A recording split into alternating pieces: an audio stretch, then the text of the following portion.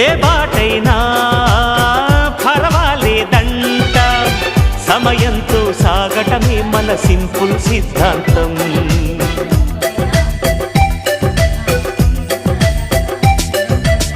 చిరుగాలికి పరిమళమిచ్చే సిరిమల్లెల వనమై ఉందాం, గగనాన్ని నేలను కలిపే హరివిల్లుల బంతెన అవుదాం. ఆనందం అంటే అర్థం మనమందా, ప్రతి పూట పాటై సాగే హుషారు సరిగమలో.